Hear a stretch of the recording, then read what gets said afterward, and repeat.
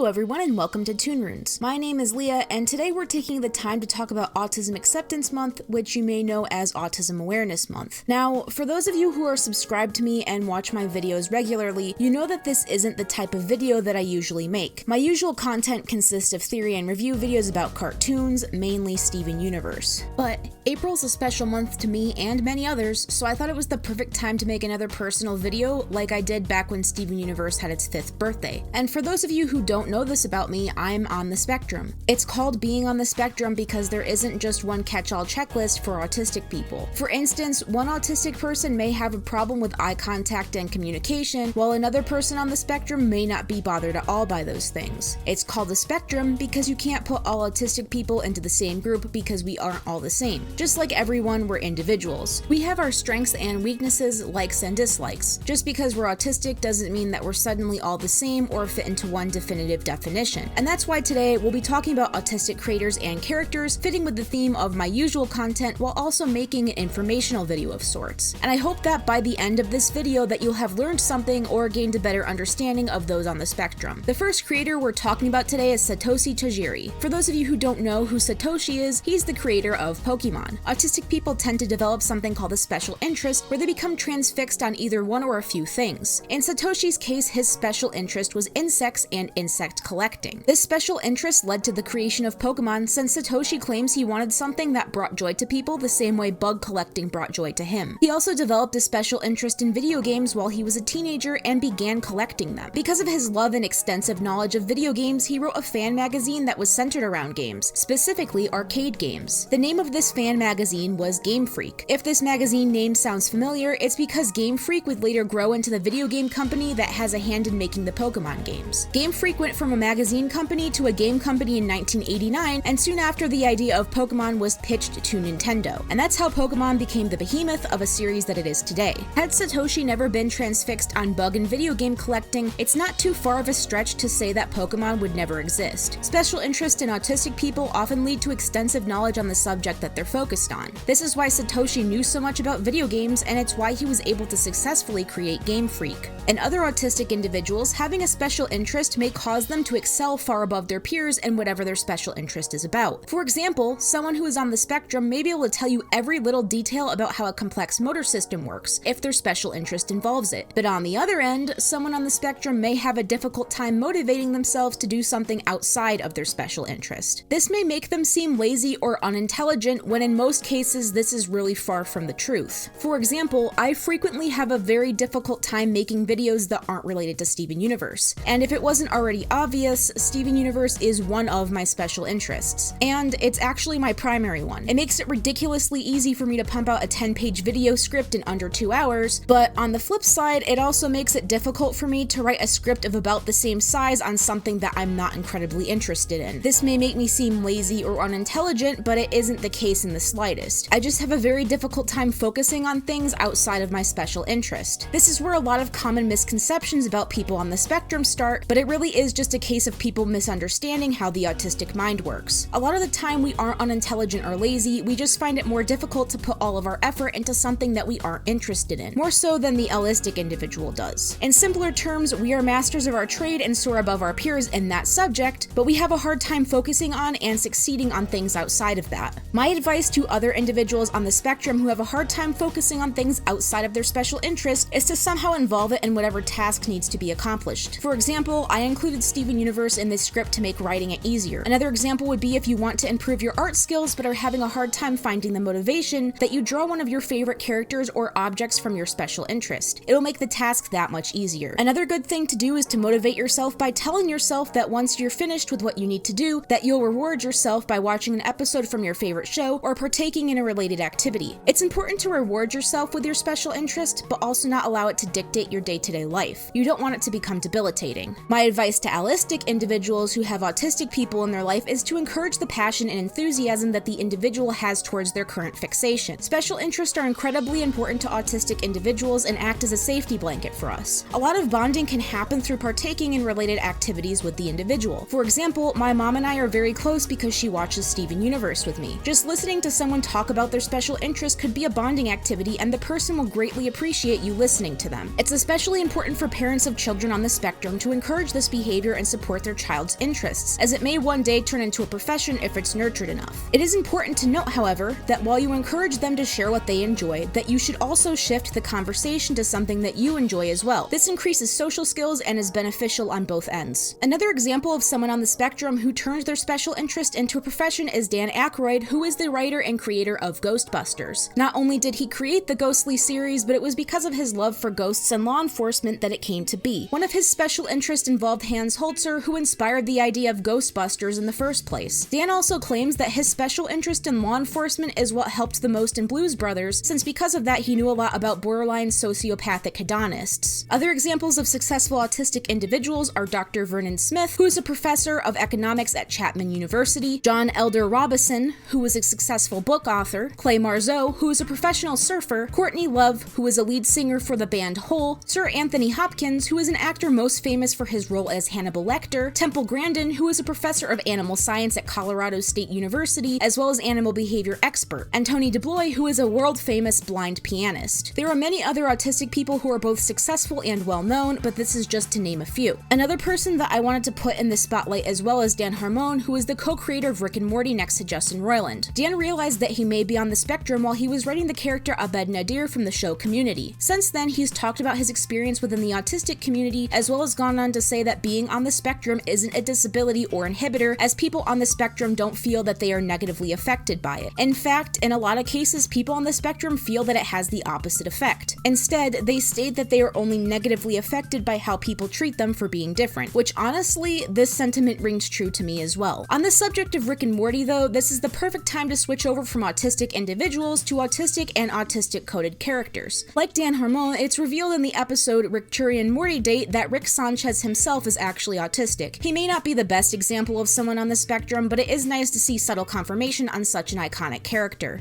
Is this game popular with autistic people? Why would you say something like that? Because I'm starting to love it. Other canonically confirmed autistic characters are Julia from Sesame Street, Parker from Leverage, Towns Linderman from Impulse, the Blue Ranger or Billy Cranston from the 2017 Power Rangers movie, Abed Nadir from The Community, Carl Gould from Arthur, Bridget Tenenbaum from BioShock, and Max Braverman from Parenthood. While some of these portrayals are better than others, these are some of the canonically confirmed characters on the spectrum. Speaking on one of these characters I just mentioned as well, Carl Gould displays behaviors of having a special interest, like I mentioned earlier in the video. Carl's first seen special interest is trains, and he can easily point out the intricate details of the locomotives and draw them accurately. He is also shown to have problems changing the subject away from trains, which is something I also mentioned earlier about special interests. His interest also changed from trains to rockets and spaceships by the episode Buster Spaces Out. Trains in space are a common fixation for people on the spectrum to develop, allowing Carl to be relatable to the young children viewers. That being said, there unfortunately isn't a whole lot of characters other than the ones that I've mentioned that have been canonically confirmed to be on the spectrum. There are a lot of characters that fans speculate and headcanon to be autistic, but they lack creator confirmation or an in-show statement. For example, a lot of people will agree that Sheldon Cooper from The Big Bang Theory is unquestionably somewhere on the spectrum, but when asked about it, the creators refuse to say if he is or isn't. So whether fortunate or unfortunate, depending how you look at it, Sheldon is in the headcanon list for autistic characters. There are a lot of characters that are headcanon to be on the spectrum, some of which even being extremely well-known characters. One of the most famous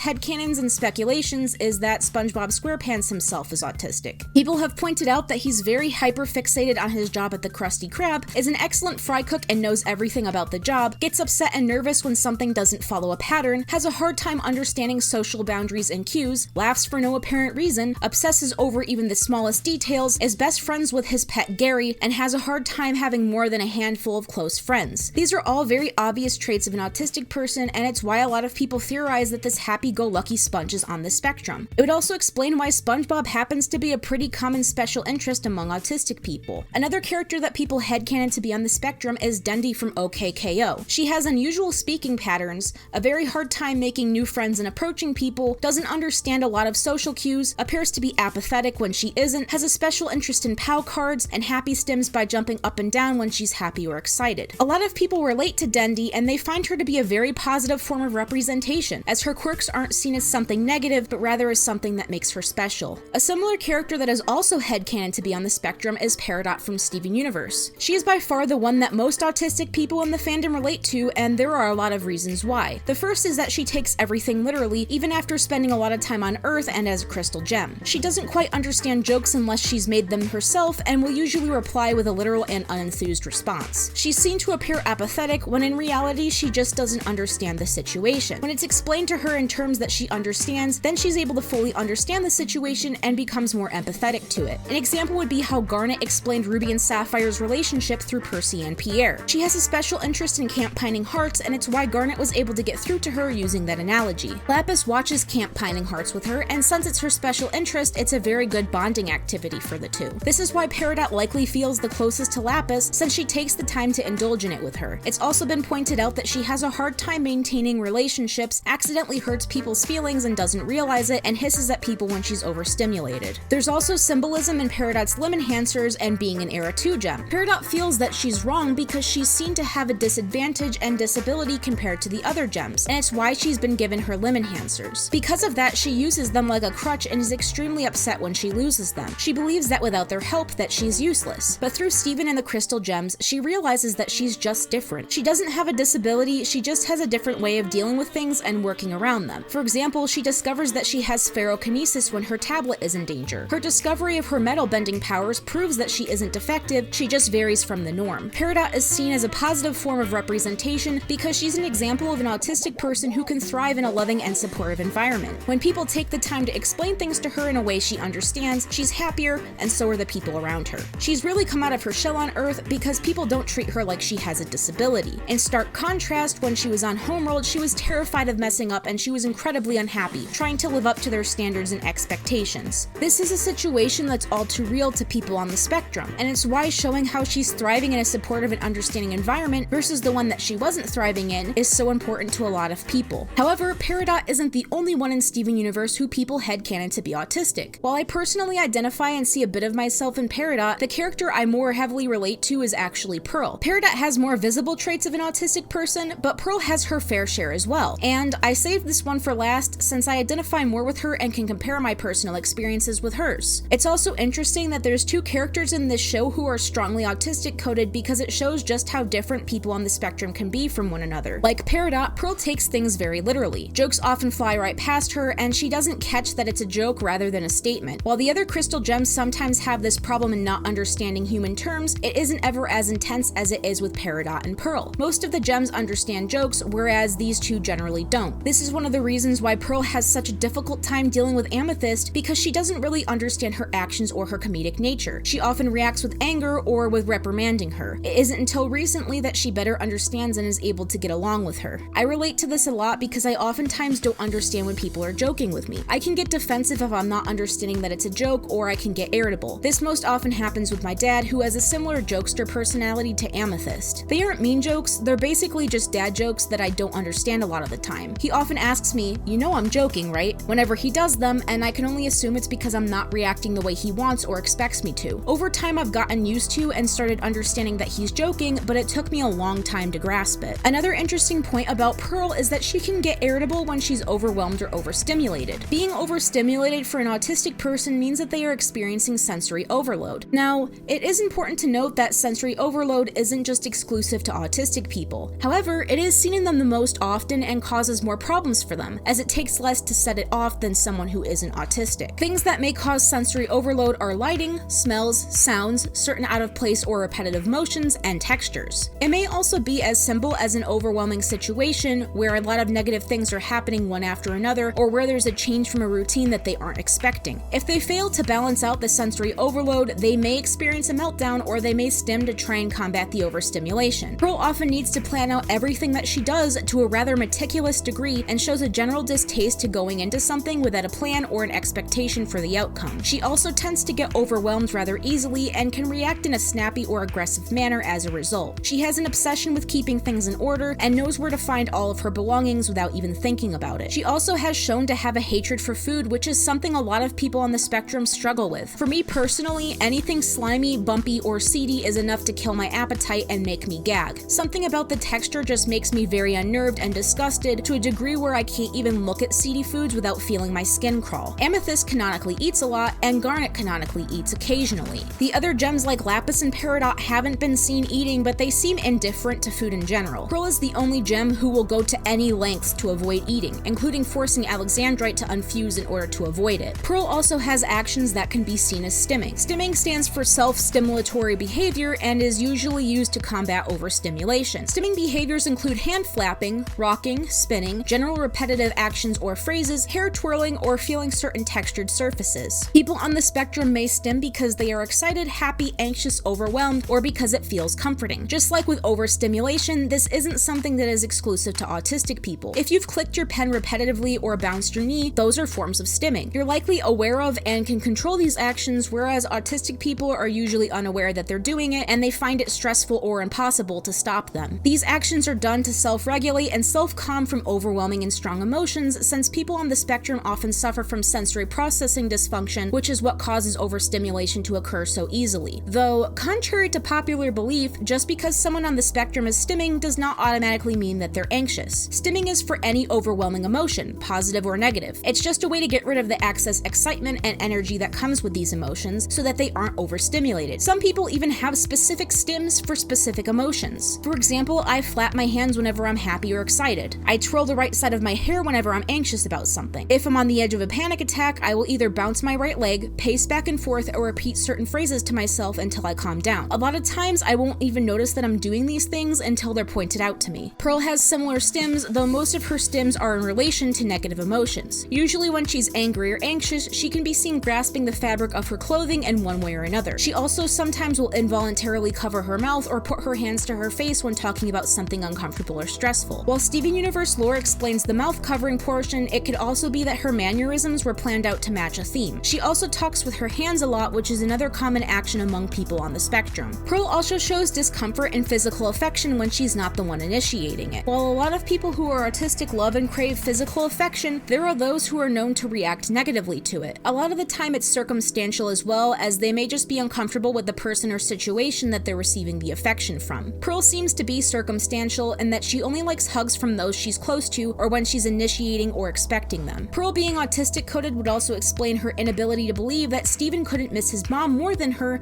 because he never met her. Inability to understand people even in similar positions is something a lot of us struggle with, and it's something Pearl struggled a lot with in the past as well. And just like Peridot, Pearl is seen as defective. She's even been called defective multiple times in the show by multiple characters. Rose didn't see her like she came out wrong, and it's why Pearl grew such a dependence and unhealthy attachment to her. Not only was Rose the first to treat her like an individual, but she was also the first to say that there was nothing wrong with her. She's just different. Other traits that land Pearl on the spectrum are her being the tech genius of the group, as is a common trait for autistic people. She has a large collection of swords and knows an obscenely large amount on gem history. The interesting thing about Pearl and Peridot is that they're both representative of different types of people on the spectrum. Pearl is someone who's been around for a long time and has been reprimanded and told that her differences are bad for most of her life, whereas Peridot is someone who has experienced those things, but not as long or to the same degree. Peridot very obviously loves herself and sees no problems in her differences, whereas Pearl is damaged and has a large self-hatred for herself and her differences. Pearl sees her differences as a curse, whereas Peridot sees them as an advantage. Pearl and Peridot are two sides of the same coin. Peridot is someone who was caught early enough and given a loving and caring environment to reassure her that there was nothing wrong with her, whereas Pearl was scolded and made to feel like a defect for the largest portion of her life. Peridot is more expressive, whereas Pearl is more reserved and often scolds herself for her reactions and feels useless and defective. It's also why she likely has more aggressive reactions,